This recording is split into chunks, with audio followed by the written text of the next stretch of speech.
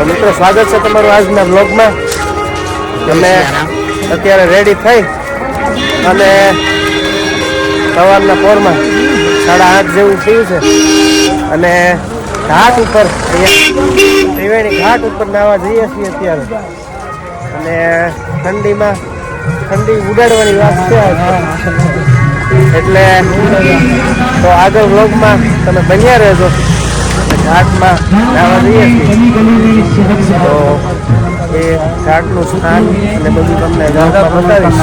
ત્યાં સુધી બ્લોગમાં બન્યા રહેજો.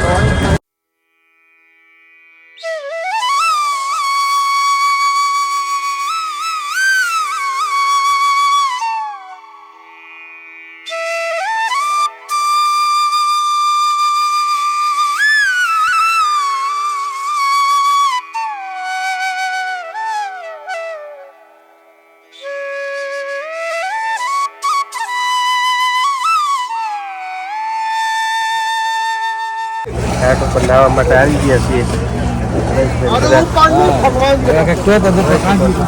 બધા કપડા ચેન્જ કરીને વ્યવસ્થિત સ્નાન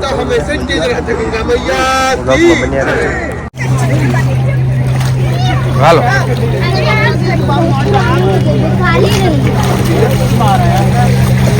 આખી ડૂબકી મારો ન રાખો છું.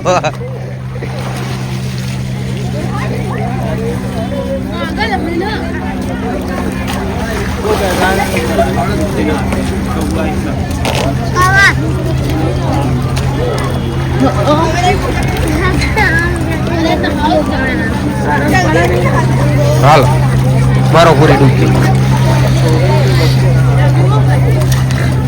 વાહ એ બાત અબ હુઆ સંગા.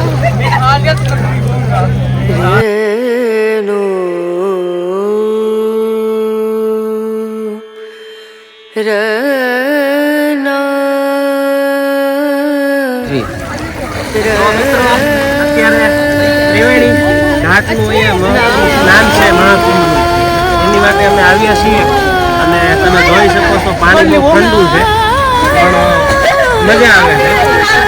એટલે તમે પણ જો અનુકૂળતા હોય તો આવો લાભ લેવા જેવો છે.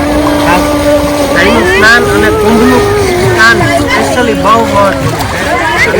બહુ મજા આવે, ખરેખર ધન્ય થઈ ગયા. કેટલું પાણી ઠંડુ કેટલું છે? બહુ ઠંડુ છે. હર હર ગંગે, હર ગંગે. ફાઇનલી અમે બધા સ્નાન કરીને આવી ગયા છીએ બહાર અને આવી ગઈ છે મજા. ઠંડી ઉડી ગઈ અને ઠંડી છે ખરી પણ પાણીમાં ગયા પછી ઓછું લાગે. હવે અમે અહીંથી ચાલતા જવાના છીએ એટલે એ તને ઠંડી ઉડી જાય. તો આવી રીતે કંઈક સ્નાનનું મહત્વ છે અને મોજ પડી ગયા છે. અરે આવો મળે તમે એટલા પૈસા આપો ને, તમે લાખો રૂપિયા બગાડો તો આ લાવો ન મળે. અને આજે માણસો પણ બહુ દેખાય છે, તમે જોઈ શકો છો.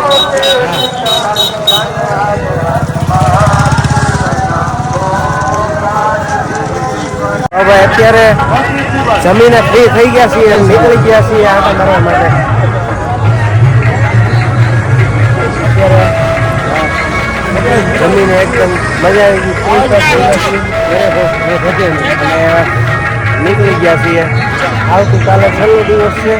હા છેલ્લો દિવસ છે ને હવે જો કથા વિરામ અમારી કાંઈ થાય એટલે અમારે રાતે નહીં સવારમાં વહેલા 5 વાગ્યાની છે, 5:30ની ટ્રેન છે અમારે એટલે એવી રીતે જો એક આદુ દાદાને તો અહીંયા આદુ રાખવું પડે છે. ઠંડીનું શું કે કફ શરદી રહેશે એટલે આદુ ખાવાથી જો ફાયદો રહે, થોડું મોઢામાં ચગળ્યું એટલે સારું રહે.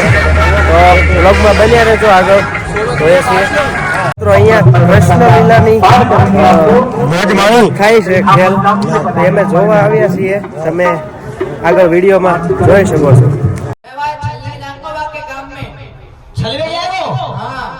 बाके काम में कारण के मैं बाकी छोटी बहन बन के जा रहा हूँ, तू बाकी छोटी बहन बन के जाए वो छलवी। और चल हम तेरे पीछे हम भी आ रहे हैं।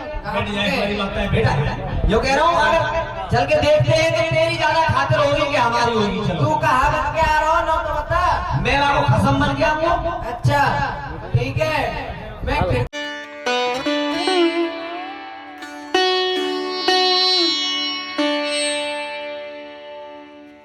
तो एक नगर मिला जिसका नाम था श्रीनगर। हाँ, और वहाँ के एक राजा थे जिनका नाम था शीलनिधि।